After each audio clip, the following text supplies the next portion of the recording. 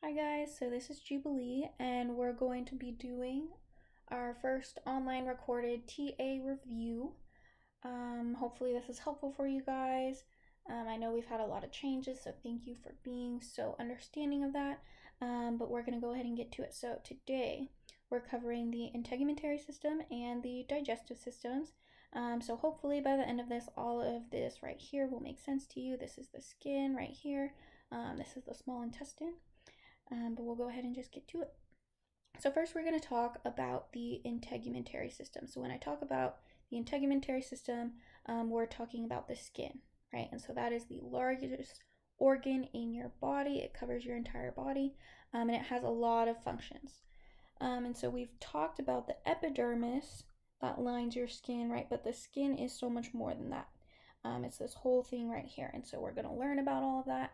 But first we're going to talk about the functions of the skin. So it has a lot. It's going to protect you against injury, right? It's the kind of the first barrier against any kind of injury that you'll endure. And it also waterproofs you. So it's going to prevent you against desiccation, which basically means you're not going to dry out, right? So we can exist on land without just being submerged in water all the time, and that's because we're waterproofed. And so we're not going to just dry out if we're on land, right? Like we are all the time in the sun, unlike fish. And it also helps maintain water balance in that same kind of thread. It's also going to excrete and secrete various substances, so like the oil that's in your hair and on your fingertips, the sweat that you're always producing, stuff like that. And it's going to help with thermoregulation too. So you have fat being stored underneath or in your skin. That's going to help insulate you and keep you warm. You also have hair follicles on parts of your skin. That's going to keep you warm as well. It's also going to help cool you off, right? So you're producing sweat if you get too hot. And you can also, there's a lot of blood vessels in your skin. So if you get too hot, those blood vessels will actually dilate. So it'll divert all the blood to your skin so it can cool off when being exposed to the outside environment. It also receives stimuli, right? So you have a lot of nerve endings in your skin. That's so you know when you're being hurt or when you're hurting yourself or something. So you can feel temperature, pain, pressure, stuff like that. It's also the basis of recognition, right? So we can tell the difference between these two people. I can tell that she's a lot younger than she is, and that's mainly due to their skin, right? Because your skin looks a lot different as it ages, and it's also a really good indicator of any underlying sicknesses if animals have them. It's also important for fat metabolism in the subcutaneous layer, right? Because we're storing all that fat under our skin, so that's important as well. So skin has a binary origin, and basically what that just means is it comes from the ectoderm and the mesoderm. So whenever we learned kind of the three main layers that everything comes from within your body, so whenever you're being made, all animals, you have three main layers that everything arises from. So there's the ectoderm, that's the outermost part, so that is your epidermis, the ectoderm. You've got the mesoderm, so that's where you've got connective tissue, you've got organs, stuff like that. That's the mesoderm, and the dermis comes from that. And then you've also got the endoderm, right? So that's kind of the innermost part of your body. So that's your alimentary tract, your GI tract, the tube that everything goes through on the inside of you. That's the endoderm. Okay, so when all animals are being made, they're basically just a tube, right? So you've got the outside and the inside tube. And so you've got these three layers, and skin comes from both the ectoderm and the mesoderm. So here you can see we've got the epidermis on the outside, that's coming from the ectoderm, and the dermis underneath, that's coming from the mesoderm. Here we've got it again, epidermis, and this is all dermis. Okay. So your skin varies a lot depending on the region that it's in, and it can specialize in a lot of different ways, right? So there's a big difference between the skin on the sole of your feet and the skin on like your eyelids or most of your body, right? So the skin on the soles of your feet and your hands and fingerprints and stuff like that, it's very thick, right? It's very tough, and it's not as sensitive. If you were to, pick it with a pin or something like, prick it with a pin or something like that. Whereas, you know, the skin on your eyelids and stuff like that is a lot more sensitive. It's a lot more thin. It's easier to tear. And so that's just kind of the differences that we have in that. You've also got specializations like the corneas in your eye, right? So the corneas of your eye are completely transparent, and that's what allows us to see, right? So that's very special, and we need it to be transparent and very thin so that we can see and so that it doesn't, you know, refract light or trap light or anything like that.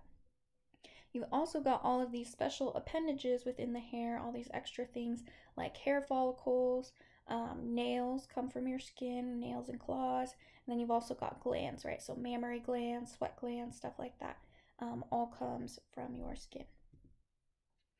Okay, so here's an example of thick skin, right? So you can see how thick the epidermis is in this skin compared to this one right here, right? How thin it is.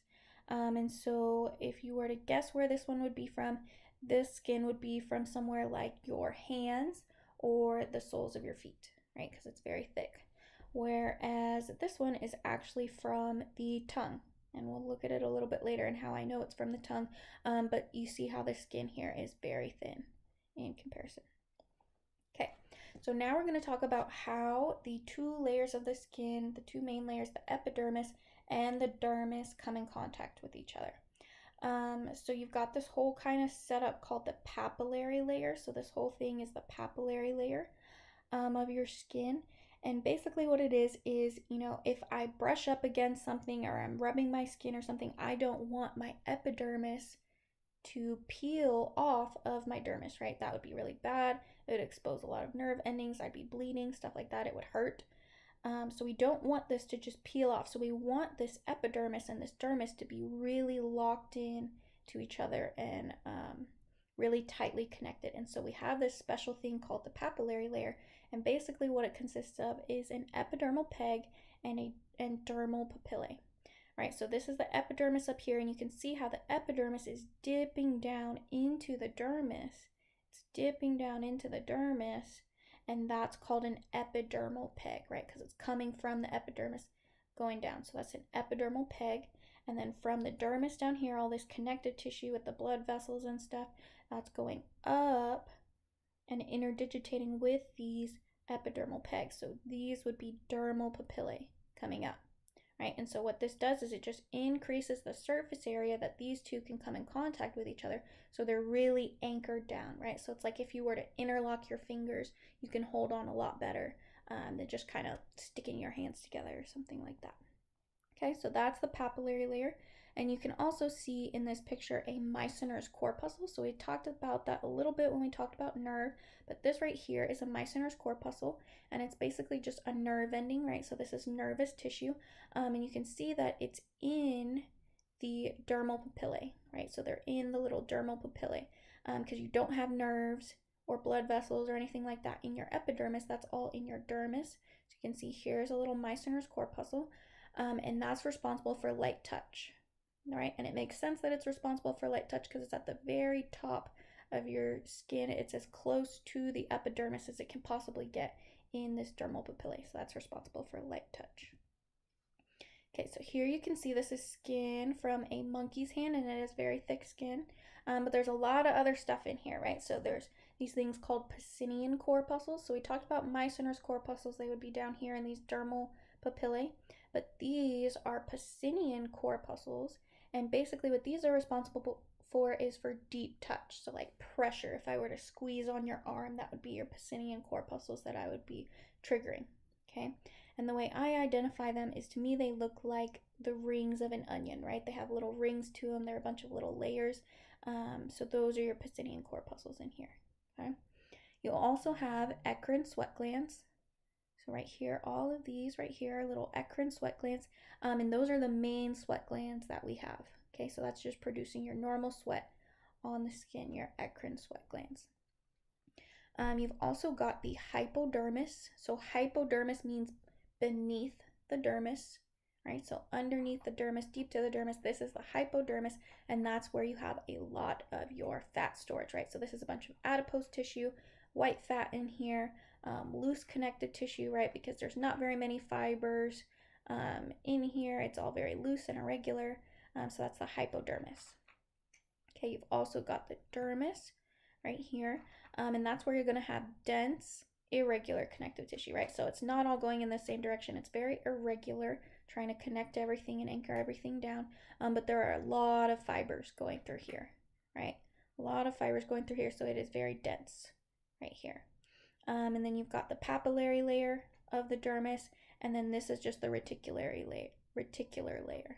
Right, so the papillary layer is where it's actually interdigitating with the epidermis, and this is the reticular layer, just where it's just a bunch of connective tissue and blood vessels and stuff. Okay, and then the epidermis is out here, right? It's this darker, more pigmented part, and it's important to note that it is avascular, right? So there are no blood vessels in the epidermis. So all of the nutrients that the epidermis needs, it gets from the dermis below it. Right, so the dermis below it is highly vascularized. So if you ever cut yourself and you're bleeding, you've cut yourself down to the level of your dermis. Right, so if you just like prick your skin and you're not bleeding, you're just kind of like peeling off little layers of skin, you haven't gotten to the dermis yet because it's avascular in your epidermis. That's why it's okay if you slough off these layers, they'll just get replaced. There's no blood, there's no nerve down here. But right below it, the dermis, there's lots of nerve endings, and there's lots of blood vessels as well. Okay, so now we're going to talk about the layers of the epidermis. And so there are a lot of layers, and so the one that you guys kind of know the most about is this layer up top. And so that's the tough, really tough, dead part. Right, so this is going to be the stratum corneum. That's what it's called. And so this is the really thick, dead part that's really hard and keratinized, and that's the part that's exposed to the external environment. That's the layer that's going to just slough off and fall off whenever you brush up against your arm or anything like that. So that's the stratum corneum, and it's going to get made by this layer called the stratum basal, right? So these cells are dead. We don't have any nuclei in here. They're anucleate. They're just full of keratin and they're dead. And so they need to be constantly replaced as they're sloughing off. So we need cells that are alive and that can divide, and that's the stratum basal. Okay, so the stratum basal is continually dividing, replacing those lost cells at the top that are getting sloughed off. And because it's the only layer that undergoes mitosis, it's the only one that's rapidly dividing, it's really important that we protect these cells from UV radiation. Right, because if they get UV radiation, they get damaged, that can lead to cancer, right? Because these cells are dividing, and so if they keep dividing in a cancerous way, that's how you get skin cancer, or one of the ways you can get skin cancer. Okay, so that's important to note. You also, so after the stratum basal, these cells are going to move up, and that forms the stratum spinosum. Okay, so this next layer is the stratum spinosum, and it's called that just because there are a lot of desmosomal attachments that you can see here, and so in some images it'll look really spiky. It doesn't look super spiky in this one, but sometimes it'll look really spiky just depending on how old the slide is and stuff like that. Okay, but there's just a lot of desmosomal attachments, and so where those two little cells pinch together and create that desmosomal attachment, it can make little spikes or little point attachments. And then the layer in between the stratum corneum and the stratum spinosum is the stratum granulosum. Excuse me. The stratum granulosum. And so you can tell that one because it does look very grainy, right? It looks very spotty, very grainy. So this is the stratum granulosum, and it's called that because it has all of these keratohyalin granules being formed. Right, so this is where we're trying to keratinize those cells. We're filling them up with keratin. We're producing all those keratinohyalin granules so that eventually they can be tough and dead and strong, like in the stratum corneum. Okay. So here we're going to be looking at EMs of all of this. So right here in this one, you see right here how there are no nuclei in these cells. They're very flat, they're very dense, and very compact. This is going to be what makes up the stratum corneum. So this is the stratum corneum, that outermost layer that just gets sloughed off. They're all dead. They don't have nuclei. That's the stratum corneum. And then right under it is going to be the stratum granulosum, right? So that's where they're producing all those keratinohyalin granules so that eventually they can become the stratum corneum. Okay, under that, we've got the stratum spinosum. And so you can see there are all these little spots right here, these little attachments. So those are those desmosomal attachments that I was talking about. And that's what makes it look kind of spiky, these little desmosomal attachments. And that's why it's called the stratum spinosum. It looks spiky. And then right here, this is the stratum basale. And I know that because up here is epidermis and down here is dermis, right? We've got all these little collagen bundles going through here. So this is all dermis. And then right above it is the stratum basale, okay? And what's connecting the epidermis and the dermis in this papillary layer is the basal lamina, okay? So that's just a special kind of structure that's really going to anchor these two down and connect them together, because we said that's very important, right? You can see all these little spot attachments are hemidesmosomes, just anchoring the basal lamina, the epidermis, down to the dermis. Okay, and so all of the cells that we've talked about so far are keratinocytes in the skin, keratinocytes. So that just basically means it's a cell that produces keratin, right? Because that's what they're doing, is as they reach towards the top, they become keratinized, and that makes the stratum corneum. So those are all keratinocytes. The epidermis also has these cells called melanocytes, which basically means they produce melanin. They're melanin producing cells. And so what that does is it provides pigment to the skin. And the reason we need that pigment is it's actually going to protect the stratum basale, right? Remember we said we need to protect these cells from UV radiation. So that's what that pigment, what that melanin is going to do, is it's going to protect these cells so they don't get as damaged by the sun, okay? And so yeah, UV rays are bad. They're going to lead to mutations if you get too many of them, and that can harm the cells and cause cancer if the mutations are bad enough, right? And so the stratum basale, the only layer that is dividing, is the one that needs protection. And melanin from the melanocytes is what's going to do that. And so this is a melanocyte right here, and you can see how it's kind of branching out around all the cells around it. So this is the stratum basale right here, and what it's doing is it is injecting melanin into all the cells around it. So it produces the melanin, but it doesn't keep it all to itself. It shares it with all the cells around it. So it's injecting melanin into all of them. And what that does is it creates this thing called a melanin cap. A melanin cap. So it's basically like putting a little melanin hat on these cells and saying, here, I'm going to protect you. Don't get damaged by UV radiation. And so that helps to protect these cells that are dividing from being damaged, from their nuclei being damaged.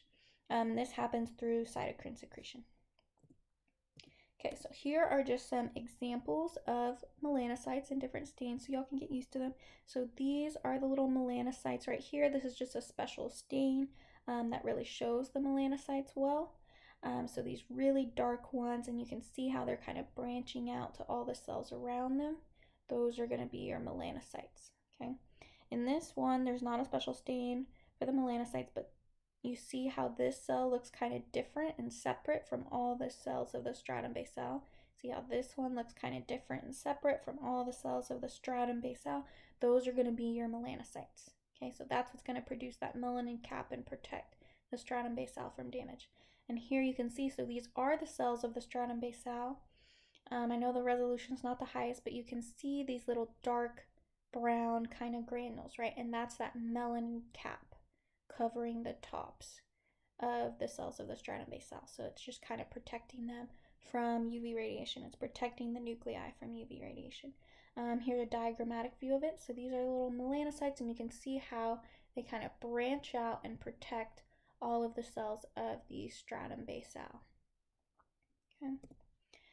So a little more on melanocytes. So freckles, just so you know, those are due to an uneven distribution of melanin, right? So if you have a lot of melanin here, not so much melanin right here, that's kind of what causes freckles.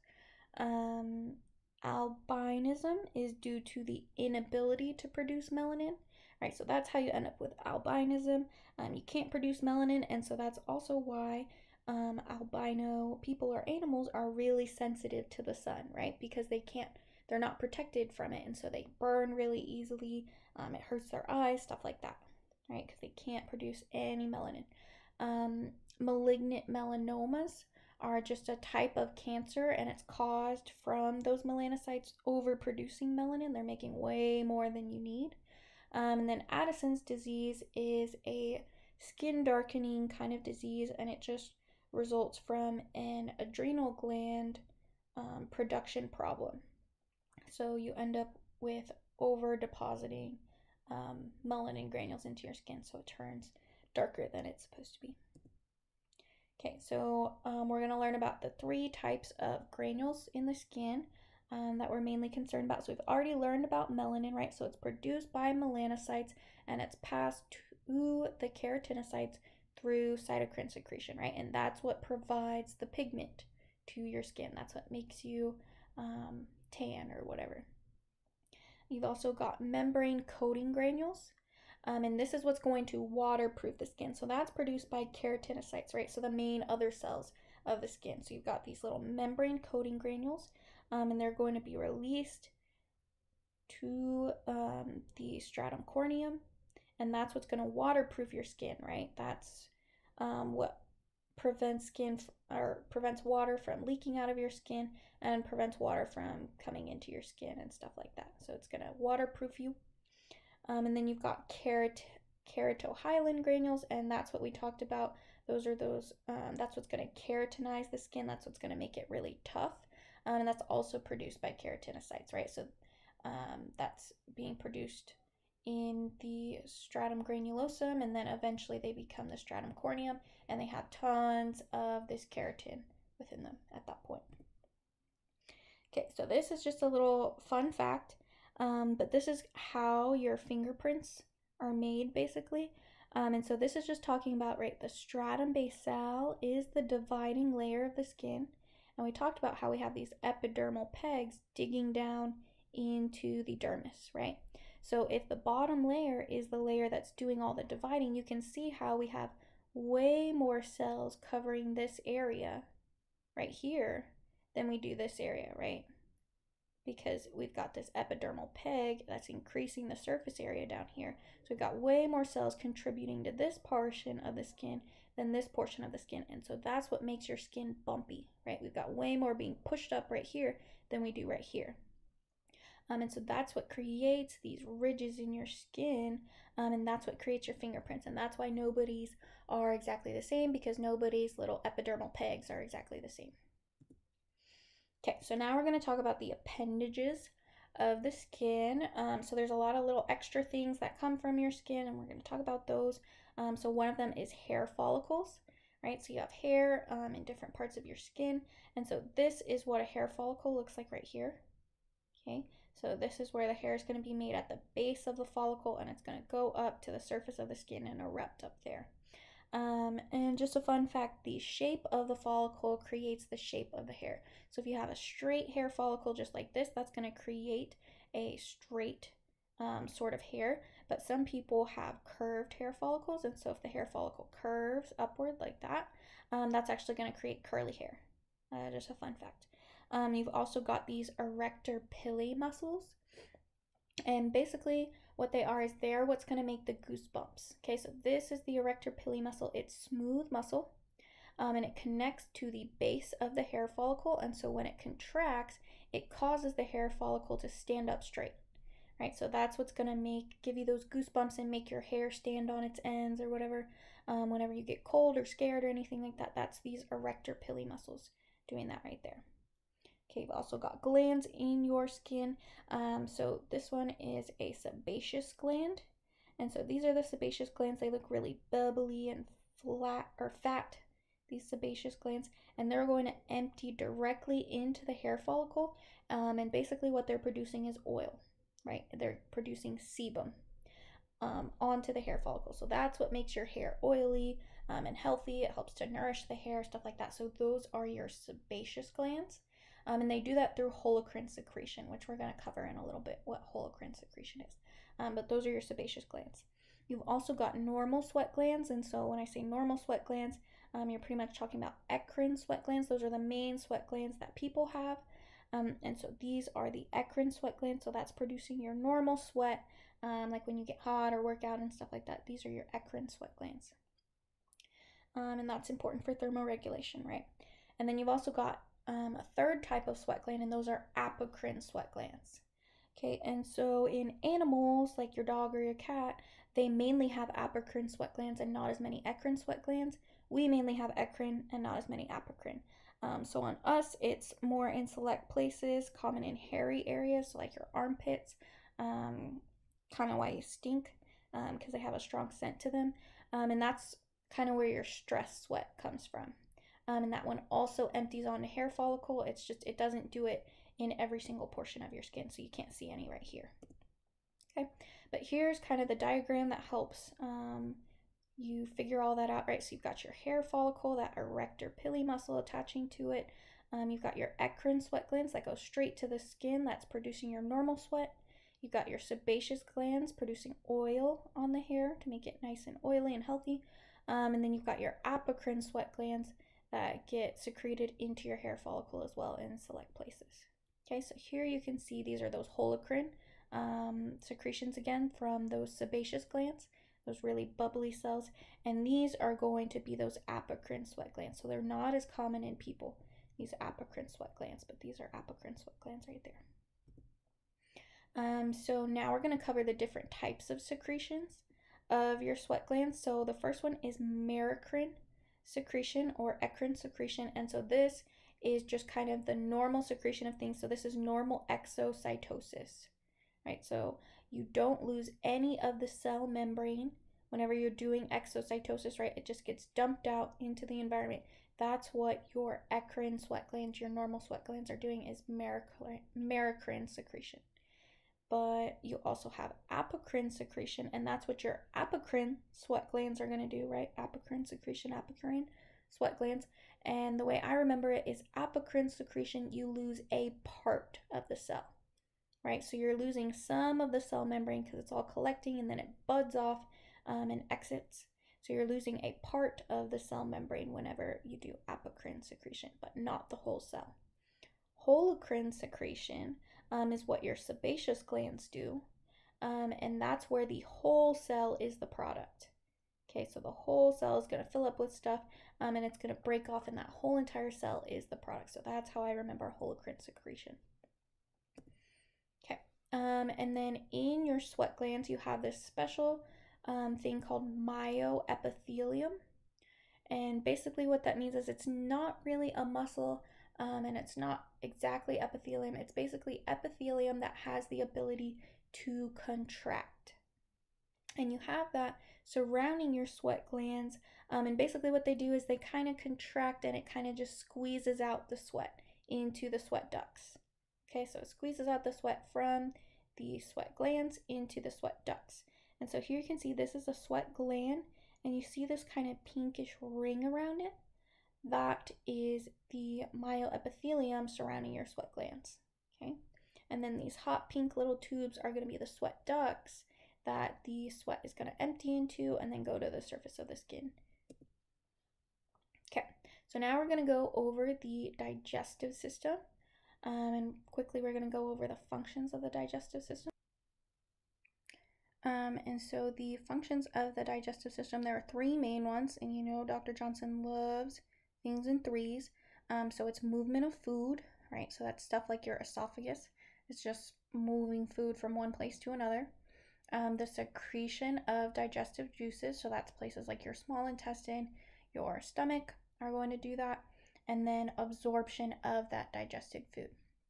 Water and electrolytes, so that's mainly in your small intestine, and then a lot of water is absorbed in your large intestine. And an important thing to note, Dr. Johnson is really big on this, and it's that the digestive system does not digest food.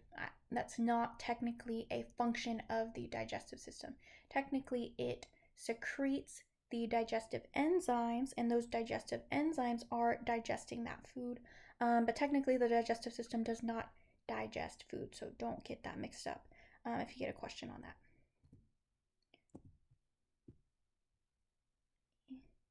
Sorry. Okay. So we're going to talk about kind of the main big differences between the small versus the large intestine, because I know a lot of people get confused on that because they are similar in a lot of ways. But the small intestine, like we said, digests and absorbs a lot of the food, whereas the large intestine does some absorption. It's mainly water, and it also stores the feces. So most of your absorption of food should happen in the small intestine. Okay, and then looking at the structure, so this top one is going to be your small intestine. This bottom one is large intestine, a cross section of it. And so both of them have all of these layers, right? So the innermost one is going to be the mucosa, right? That's the mucus layer. So that's where all the mucus and everything is. And so that's going to be made up of the epithelium lining it on both of these. So they've got epithelium lining it. Under that, there's the lamina propria. And we'll see in a second, the lamina propria is just the connective tissue. So there's a bunch of connective tissue in between the little villi epithelium layers. You've got lamina propria down here. And then you've also got this muscularis mucosa. Okay, and this muscularis mucosa is a layer of smooth muscle, and it just kind of controls the movement of the mucosal layer, right? Hence muscularis mucosa. Under that, you've got the submucosa, right? So that means under the mucosa. So the submucosal layer is just a bunch of connective tissue as well. And that's also where you've got your mycinus plexus in there that we'll learn about in a second. And then you've got your muscularis externa. So it's the external muscle layer. And that's what's responsible for a lot of peristalsis. So yeah, so that's in charge of peristalsis. So that's what's going to move food along, as well as also just contract in on that food to help move things along through your digestive system. So you've got two layers to the muscularis externa. So you've got one going longitudinally, so that it's going like flat around the entirety of the intestines, and then you've got one going perpendicularly to this plane that we're looking at. And so that's going, this layer is going circumferentially, so it's going around, and this one's going longitudinally, so along the length of the intestine. So they're going in different directions. They're perpendicular to each other, so that's why they look different on cross section, and that's just going to help with peristalsis. And then you've also got the serosal layer, so that's just this outside layer, right? The serosal layer is the outside layer. You've got epithelium here too. But yeah, so those are the main layers. One of the big differences between the small intestine versus the large intestine is you've got villi in the small intestine. So you've got all these villi, and they even have microvilli on them. And then in the large intestine, you have just crypts. So you don't have villi in the large intestine. Instead, you've got just these depressions. They're called crypts in the large intestine. Okay. And so here you can see a histological view of the small versus the large intestine. So this one's the small intestine where you've got all these villi. And then here is the large intestine where you've got just these crypts dipping into the large intestine, right? But both of them have this simple columnar epithelium lining it. And they've both got goblet cells within them. And those goblet cells are just secreting mucus and sugars and stuff like that to protect the epithelium of your small intestine and your large intestine from being digested themselves, right? Because we've got digestive enzymes in here, and we don't want our own cells to be digested, right? We want the food to be digested. So the goblet cells help with that. And so those are these little bubbles in between all of the simple columnar epithelium. And then in between the epithelium is the lamina propria. So that's that connective tissue in there. So lamina propria in there. Then you've got this thin layer of muscularis mucosa.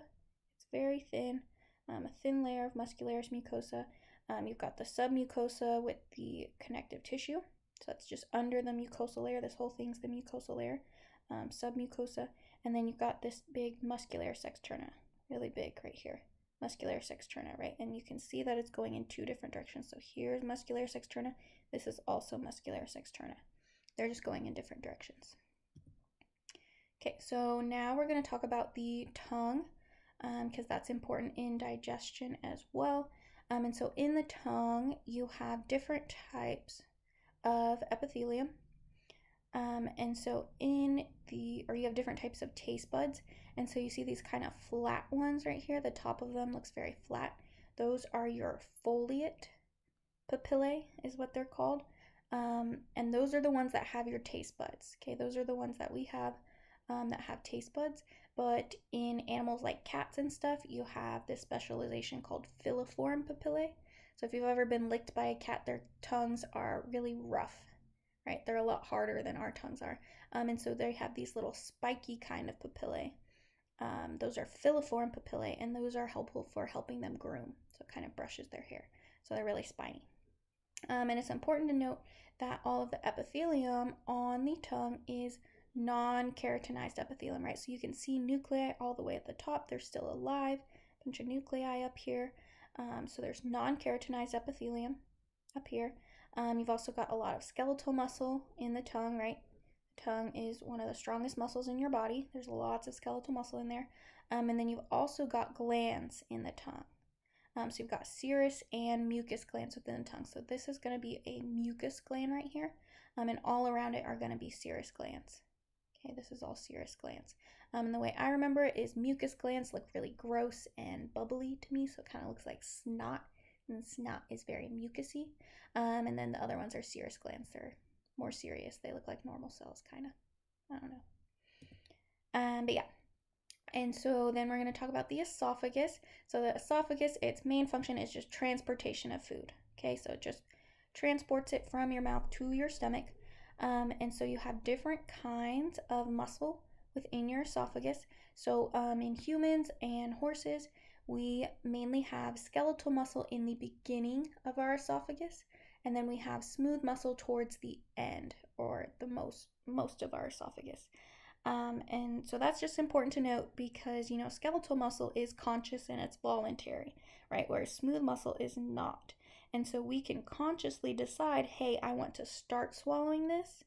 But then after that, it automatically just controls it and your body just kind of takes over with all that smooth muscle. Okay, whereas in dogs and ruminants, so ruminants are like cows and goats and stuff like that, they have skeletal muscle throughout their esophagus. And so basically what that means is they can consciously vomit. They can consciously regurgitate things on demand. And that's important for them. Like dogs, they need to feed their young, and that's how they do it. They'll just consciously regurgitate whatever they've eaten and feed their little puppies. And ruminants do that because that's how they digest food, is they eat it, they chew it, they put it in the stomach, and then they regurgitate it back up, chew it some more. So that's what they do. Whereas we cannot do that. You can't just say, hey, I'd like to vomit this up and do that. So you can only choose to swallow, but you can't choose to regurgitate it back up. So this is all smooth muscle right here. This is skeletal muscle. This one has a lot of skeletal muscle right there, and then that's smooth muscle as well. Okay, so now we're going to talk about the stomach. The stomach, its main function is storage of food, and then as well mechanical and chemical breakdown of food. And so in the stomach, you have these gastric pits, right? So all of these big, deep depressions within the stomach. And then you have these surface mucus cells. And so within the stomach, you have plasma cells. So those are going to produce antibodies. So those are those cells that look like you just cracked an egg. And those are producing antibodies because, you never know what you're going to eat, and you might be eating a bunch of germs and junk. So we need a lot of antibodies being produced into the stomach to try and help fight that off. And then you also have chief cells and parietal cells in the stomach. And so these are all going to be your chief cells. And these triangular looking ones are going to be your parietal cells. So that's how I identify them. Parietal cells kind of look like a soft triangle to me. Right, so it's like a triangle, but you curved out the little corners of the triangle. So it's like a soft triangle. So those are going to be your parietal cells. So like this right here would be a parietal cell, or this one right here would be a parietal cell. There are other pictures that are better where you can see more parietal cells, but they look like soft triangles to me. And then once I find out that that's a parietal cell, I know every other one is going to be a chief cell, or most of the other ones are going to be chief cells. And it's important to note that the chief cells produce pepsinogen, so that's just what's going to help break down food, and parietal cells produce hydrochloric acid. So again, that's a really strong acid that's going to help break down food. And then whenever you're looking at this toluidine blue stain, you see everything looks really grainy, right? Everything looks really grainy. And so it's important to note that in the parietal cells, those big granules are actually the mitochondria, right? So there's a lot of mitochondria in the parietal cells because it takes a lot of energy to produce that really strong hydrochloric acid. That takes a lot of energy, so there's a lot of mitochondria. In those chief cells, the granules that you see, the little bubbles in there, are actually just from the pepsinogen granules that are being produced. Okay, so it's just different to note there are different things that are causing the kind of graininess that you see in these cells. And then every once in a while you have these enteroendocrine cells. So that's like this one right here. You see how it looks different than all the cells around it? Those are those enteroendocrine cells, and we don't need to know that much about them, but they produce hormones. Okay. So this is just a special cross-section of the junction between the pylorus of the stomach and the duodenum of the small intestine. So this is just the transition where you go from the stomach to the small intestine. And so remember, in the stomach we have those crypts and those surface mucus cells, and you have a very large muscularis mucosa. You see this very thick band of smooth muscle. And then once we get into the small intestine, we instead have villi projecting upwards with a bunch of that simple columnar epithelium and goblet cells, and then a very thin muscularis mucosa. Okay, so this is just that junction between these two different parts of the digestive system. So zooming in on the small intestine, remember we said that's mainly for digestion and absorption of food. And so you can see in the small intestine, you have this thing called a brush border. And basically what the brush border is remember we said the small intestine has villi, and then on those villi, if you zoom in really closely, it has little microvilli. And all of that is just to increase the surface area of the small intestine, because we're absorbing a lot of food. We want a lot of surface area to absorb all of this. So we have these little microvilli, and that's what makes the brush border. Okay, so you can see it really well in an EM, these little projections right here. But in light microscopy, it just looks like this fuzzy line. Okay, this fuzzy line, this fuzzy line. So that's what we call the brush border of the small intestine. And then we also said we have those intestinal absorptive cells. So that's just the epithelium. That's that simple columnar epithelium. Those are the cells of the intestine that are going to absorb all of this nutrients and process it, transmit it to the blood and stuff like that. And then you also have those goblet cells, right? So we said those goblet cells are secreting mucus. They're secreting sugars. And so that's to help protect the small intestine from being digested itself, right? So it's to help protect it by creating a thick mucus. And so in this PAS stain, remember we said PAS stains stain sugars, and so you can really easily see all of these goblet cells because these goblet cells are secreting a very sugar-rich secretion, right? And you can see the little secretions coming out right here. The brush border is also rich in carbohydrates, so that's why everything's super purple in this PAS stain. And then we also have the basement membrane. So the basement membrane is just this other kind of purple line. It's not as carbohydrate rich, but you can see it. And that's just that junction between the epithelium and the connective tissue below it. Okay. And so the connective tissue below it, remember we said that this is the lamina propria. And in the lamina propria, so this is all just connective tissue, you have these lymph vessels, and they're called central lacteals. Okay, and that's basically just because this villus is like a finger-like projection, right? So it's like a finger, and in the center of that finger-like projection is this central lacteal. It's in the center. And so that's just a lymph vessel, and that's where fat is absorbed. So fat goes directly from within your digestive system to the central lacteals, to the lymphatic system to be processed. Okay, so here is a cross-section of the bottom of the small intestine. So we were just looking at, you know, the top with all the villi and everything. But if you go below that to all the layers below it, this is what you can see. So the villi are up here, right? So we're right here. The villi are all up there. And so under the villi, we have those layers we talked about earlier, right? So this is the muscularis mucosa. So this is a very thin layer of smooth muscle, and that kind of helps control the movement of these villi and everything like that. So it's not as strong or as thick. So that's the muscularis mucosa. And under that is going to be the mycinus plexus. So the mycinus plexus, we talked about when we did nerve a little bit, but that's just neurons and cell bodies, nervous tissue that's controlling this muscularis mucosa. Okay, so that's all the mycinus plexus is going to do. And then the muscularis externa, right, that's that outermost layer of smooth muscle.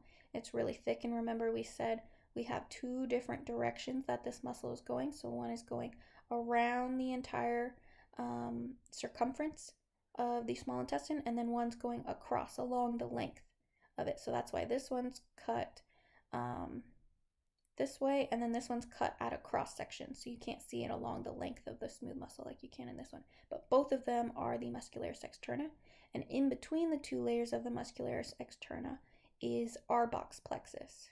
Okay, Arbox plexus. So this again is nervous tissue.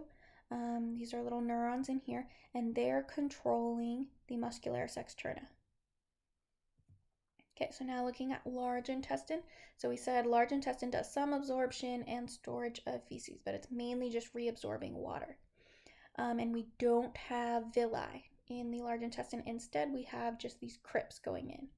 Okay, we still have a bunch of goblet cells. These are all those goblet cells, and simple columnar epithelium. This connective tissue is the lamina propria. Okay, so that's the large intestine.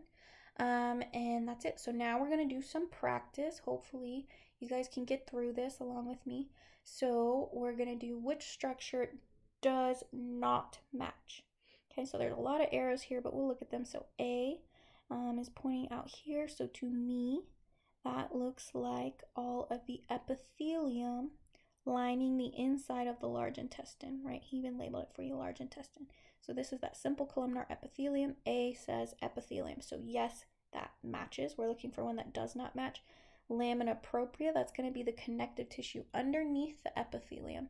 So this would be the lamina propria right here. This would be the lamina propria right here, the connective tissue. But what it's pointing to is this layer of muscle, right? So that would be the muscularis mucosa. So that one does not match. So B does not match.